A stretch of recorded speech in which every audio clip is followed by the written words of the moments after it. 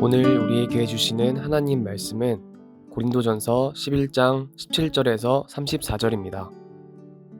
내가 명하는 이 일에 너희를 칭찬하지 아니하나니 이는 너희의 모임이 유익이 못되고 도리어 해로움이라. 먼저 너희가 교회에 모일 때에 너희 중에 분쟁이 있다 함을 듣고 어느 정도 믿거니와 너희 중에 파당이 있어야 너희 중에 옳다 인정함을 받은 자들이 나타나게 되리라. 그런즉 너희가 함께 모여서 주의 만찬을 먹을 수 없으니 이는 먹을 때에 각각 자기의 만찬을 먼저 갖다 먹음으로 어떤 사람은 시장하고 어떤 사람은 취함이라. 너희가 먹고 마실 집이 없느냐? 너희가 하나님의 교회를 업신여기고 빈궁한 자들을 부끄럽게 하느냐? 내가 너희에게 무슨 말을 하랴? 너희를 칭찬하랴? 이것으로 칭찬하지 않노라.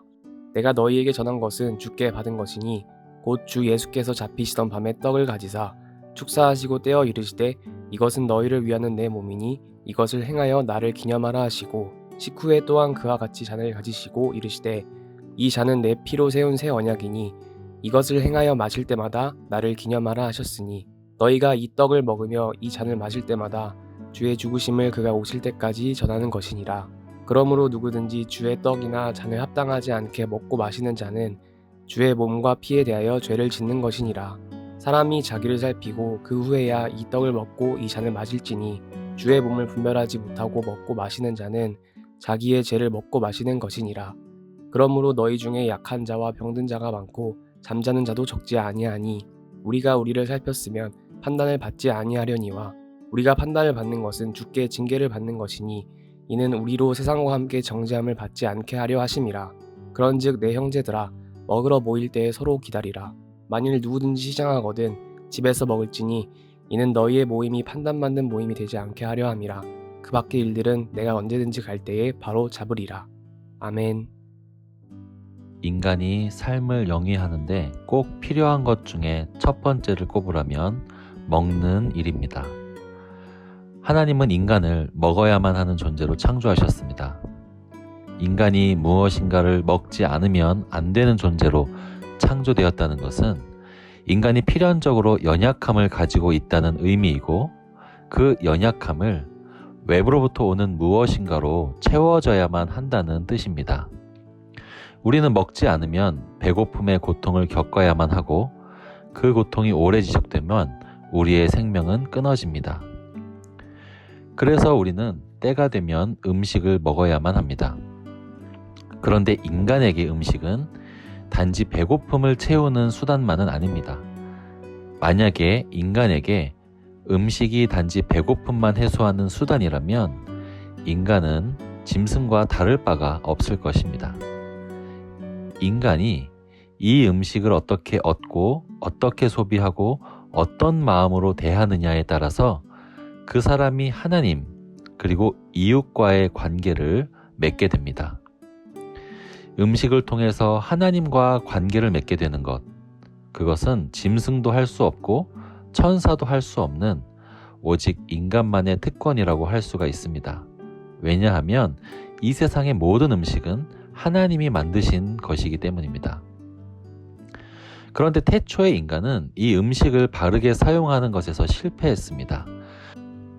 우리가 잘 알듯이 아담과 하와는 하나님이 금지한 열매를 따먹음으로 죄악을 불러왔습니다. 모든 음식의 주인이신 하나님께서 금지하신 것을 인간이 따먹음으로 우리에게 중요한 복들이 거두어졌습니다. 그 죄로 인해서 인간의 마음속에 이기심이 싹트게 되었고 지구 반대편의 많은 인간들은 가난과 굶주림으로 여전히 고통받고 있습니다. 영적인 배고픔뿐만 아니라 육체적인 배고픔마저 해결하지 못하는 사람이 너무나 많습니다. 그러나 하나님께서는 자기 백성들에게 하나님이 주시는 복된 음식, 복된 식사를 회복시키십니다. 그 첫 번째 예가 바로 하늘에서 내리는 만나였습니다. 이 만나는 단지 배만 불리우는 음식이 아니라 하나님이 이스라엘을 돌보고 계신다는 징표였습니다. 40년간 하나님이 주시는 음식을 통해서 백성들은 음식을 주시는 분은 하나님이시고 결국 사람은 떡으로만 사는 것이 아니라 하나님의 말씀으로 사는 것이구나를 깨달아가게 됩니다. 유월절 식사도 마찬가지입니다. 하나님께서 이스라엘을 애굽에서 구출해 내시면서 양을 잡아 그 피를 문설주에 바르게 하시고 고기는 먹도록 하셨는데, 이건 역시 음식을 통해서 하나님의 구원을 깨닫도록 하십니다. 만나나 유월절 등에서 알 수 있는 것은 음식이 단지 음식이 아니라 하나님의 구원과 연결되어 있다는 것입니다. 여기서 두 가지 상징이 있는데요. 첫 번째는 구원이라는 상징이고 두 번째는 공동체라는 상징입니다. 하나님이 주시는 음식은 하나님이 주시는 구원과 연관되어 있습니다. 또 하나님이 주시는 음식은 공동체 안에서 함께 나눠야 하는 축복이라는 것입니다.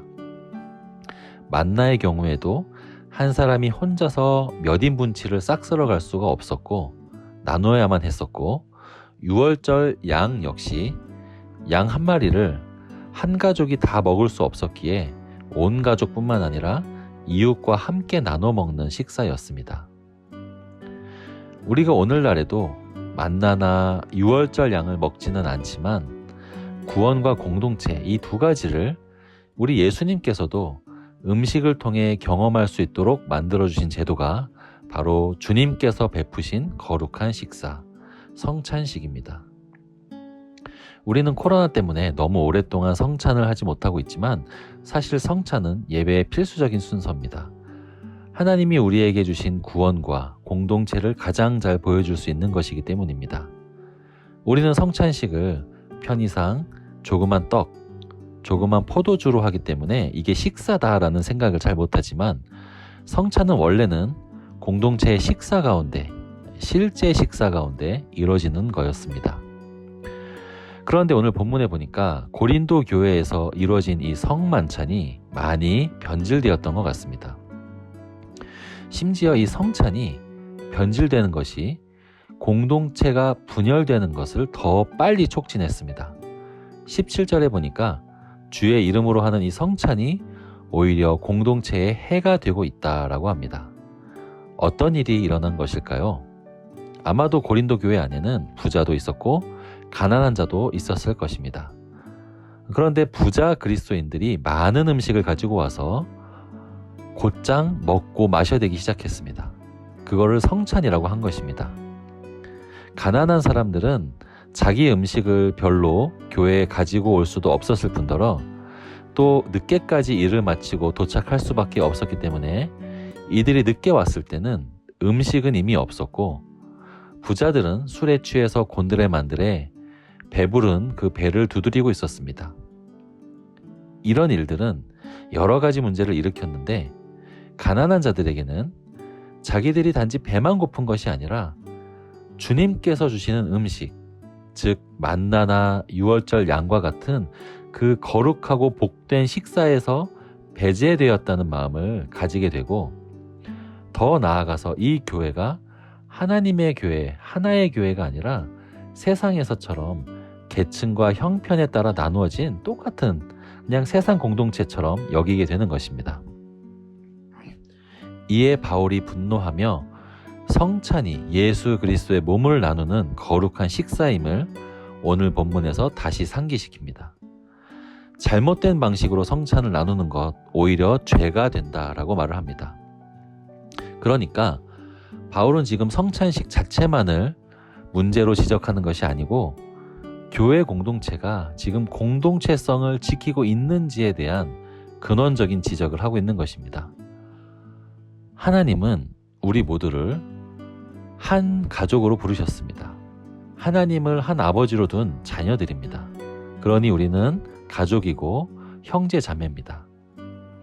한국말로는 가족을 식구라고 하죠. 먹을 식, 입구, 즉 함께 먹는 사람이 곧 가족입니다.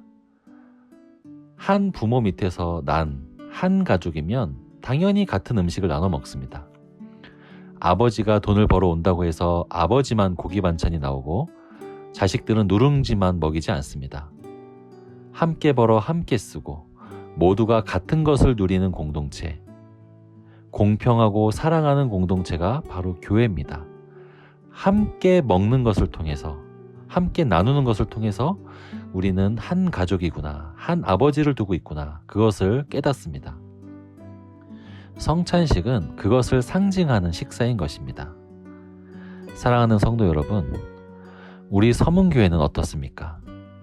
우리는 누군가가 세상에서 가지는 지위를 가지고 서로를 다르게 대하진 않습니까? 우리가 서로를 바라보는 그 가치관 안에 세상에서 통용되는 가치관이 당연스럽게 스며든 것은 없을까요? 만약에 그런 것이 있다면 그런 것은 세상에서는 당연할지 몰라도 교회 안에서는 교회의 하나됨을 깨는 독이 됩니다. 우리 교회가 성만찬의 참된 정신, 즉 사랑으로 하나 되는 그 정신을 잘 이어받는 그런 교회가 되기를 바랍니다.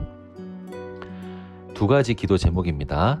첫 번째, 우리 서문교회가 세상의 가치관이 아니라 하나님 나라의 가치관을 따르게 하소서. 2번째, VIP 사랑주일에 초대될 새 가족들이 믿음의 뿌리를 내려 믿음의 사람으로 성장하게 하소서. 이렇게 기도하신 후에 개인 기도하시겠습니다.